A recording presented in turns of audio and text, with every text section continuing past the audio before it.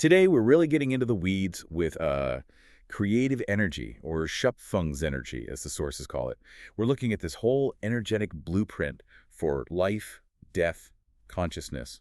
That's quite something. It really is. And the sources, well, they lay out this incredibly detailed architecture, but they immediately warn us, get the language wrong, use common terms loosely, and you miss the entire point. Yeah, that warning comes through loud and clear. They seem really concerned about specific words like spirit or Geist. Extremely concerned. They argue those terms are just plain wrong, rooted in old myths and delusions. They insist we need precise, almost technical, energetic definitions instead. Otherwise, it leads to, well, superstition and misunderstanding. Okay, so that's our mission today then.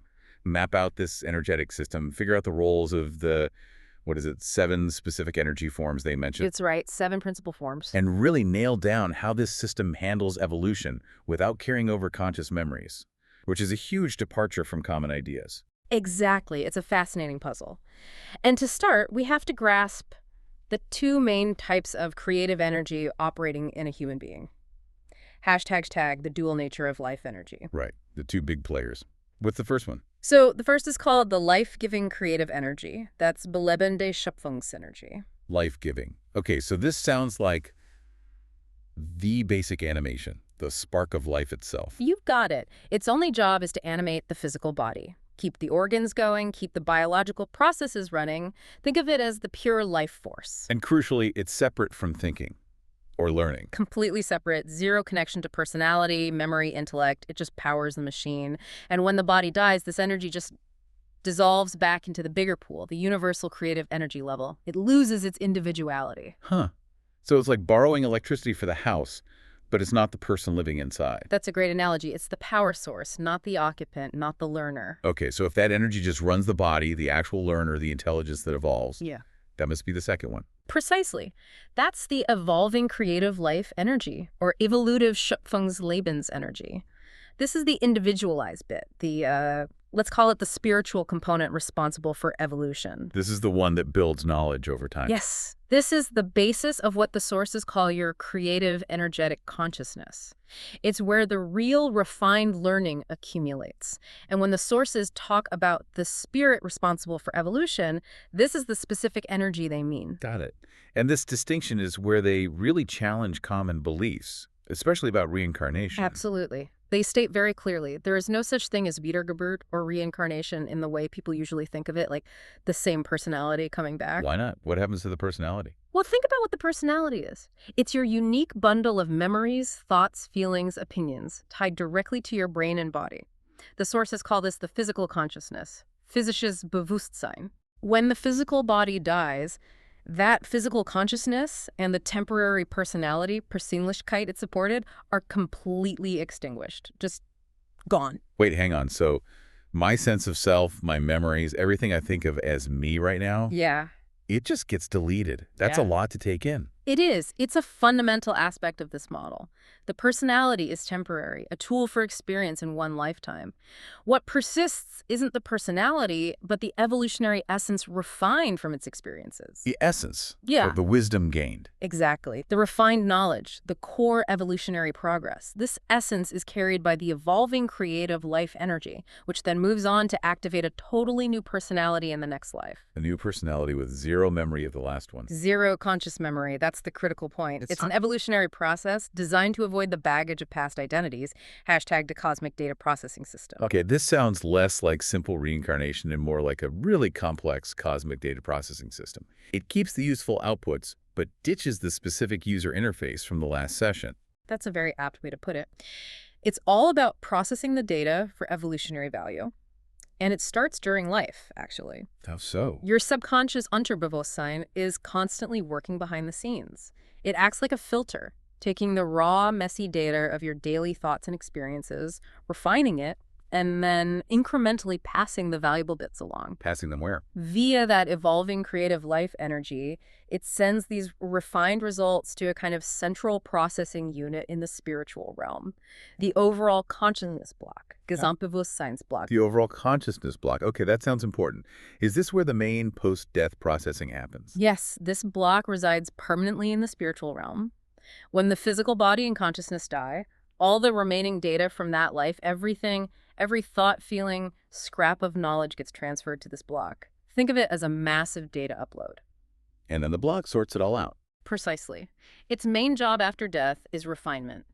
It meticulously analyzes everything and extracts only what has true evolutionary value. Things like distilled wisdom, genuine understanding, real love, logic, the core advancements. And the rest. The day-to-day noise, the specific memories, the emotional baggage. It gets discarded from the evolutionary pathway. It doesn't get integrated into the core evolving energy. But is it just deleted forever? Or stored somewhere? Ah, good question. The raw data, the complete record of the life, thoughts, feelings, actions, everything, is archived in what the sources call the storage banks or speicher banks. Storage banks. Like cosmic hard drives? Sort of, yeah. They're vast archives, both individual and collective. They hold the history. But, and this is vital, these storage banks do not send impulses or information to the new personality. They are a record, not an active influence on the next life's character. Okay, so the banks are passive archives. The active stuff, the refined wisdom, gets integrated into the evolving creative life energy itself. That makes sense. Correct. That energy carries the payload of progress forward. But then, how does that refined knowledge actually influence the brand new personality? If there's no memory, how does the learning get applied? I think the sources say the new personality activates around 21 days after conception. Yes, around that time. The connection is subtle. It happens via what we can call the impulse pathway. Impulses, not memories. Exactly. Unconscious impulses, evolutionary impulse. These are generated based on two sources. First, the refined outcomes integrated from past lives via the overall consciousness block.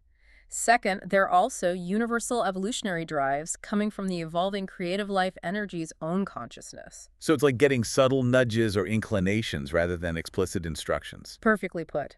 These impulses travel through the unconscious, unbewusstes, which is like the receiver for these drives, and then get translated by the subconscious for the new physical consciousness. And how do they show up?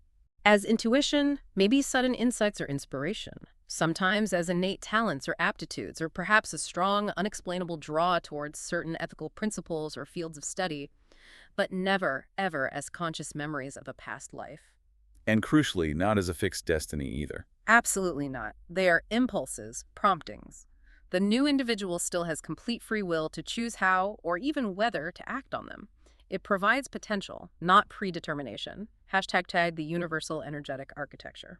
Okay, we've traced the journey of the individual evolving energy, but this whole process sits within a much bigger framework, right? The sources mention 7 main creative energy forms that govern our whole reality, our specific 7-fold universe. Yes, zooming out is essential. These 7 forms are the fundamental energetic building blocks of our type of creation. Let's try to group them a bit to make it clearer. Good idea. Where do we start? We start with the most fundamental, the backdrop for everything. Number 1, the creative, all-inclusive energy, Schöpfungslebensenergie. Think of it like the energetic background radiation of the universe. It's just there, underpinning all the others. The foundation.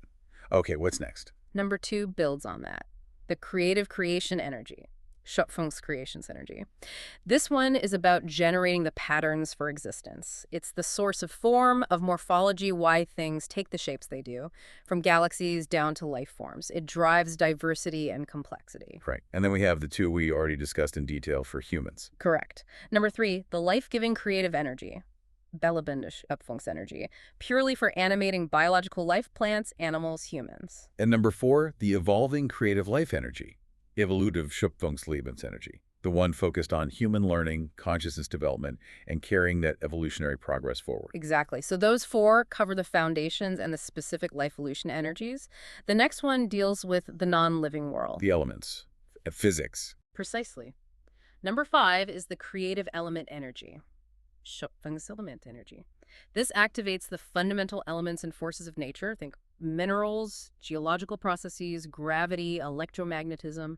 It governs the inorganic world, the planets, the stars. Makes sense. What about number 6? This one sounds interesting, imprinting. Yes, the creative imprint energy, Schöpfungslebensenergie. This energy imprints characteristics or tendencies onto things. For humans, it helps lay down the very basic groundwork or potential for personality traits.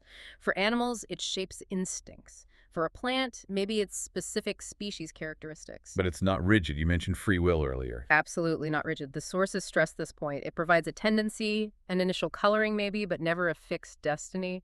Free will and learning can always override or reshape these initial imprints. Okay, that leaves one. Number 7. The final one is the creative conversion energy.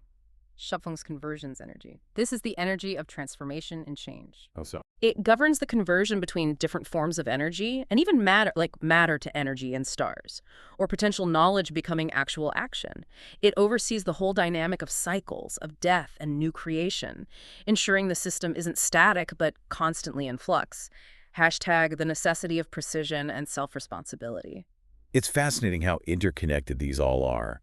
And it brings us back to that initial point about language. Yeah. The sources demand this level of precision, distinguishing these 7 forms, and especially the 2 life energies, for a reason. A very strong reason. They argue that using vague terms like Geist or spirit isn't just inaccurate, it's actively harmful. It fosters what they call illusory thinking, Scheindenken. Illusory thinking, meaning what exactly? Meaning thinking based on false premises, on ancient myths, religious dogma, or superstition, instead of clear, rational understanding of the actual energetic mechanics. When you believe in some undefined spirit that carries your personality across lives, or in a predetermined fate from past actions. You stop thinking critically about the here and now. Exactly. You might surrender your own reasoning, your own responsibility to these fuzzy concepts. And the sources are quite blunt. They link this kind of thinking directly to ignorance, moral confusion, and even the ongoing political and military conflicts they observe. A lack of clear, reality-based thinking has consequences. Wow. So getting the terminology right isn't just academic nitpicking. They see it as crucial for genuine human progress and taking responsibility. Precisely. Because if you accept this model, no personality survival, no conscious memory transfer, only these unconscious impulses based on refined past learning, then the implications for your current life are enormous. It puts everything squarely on your shoulders in this lifetime, doesn't it? Completely. There's no predetermined past dictated by a past life in the way people often imagine. Your character, your moral choices, your development, it's all down to what you do now. It's about self-education, Selbststützung, in this present existence. You are, in essence, entirely self-determined moment by moment. That's the core message. The power and the responsibility are entirely yours in this life. So we've journeyed through this incredibly intricate system, life powered by one energy, evolution driven by another, a sophisticated post-death data processing via the overall consciousness block, knowledge transferred only as subtle impulses, not memories, all within a universe governed by 7 distinct energy forms. It's a complex but coherent picture, and it leads to a really quite profound final thought, something the sources seem to want us to wrestle with. What's that? Well, consider this.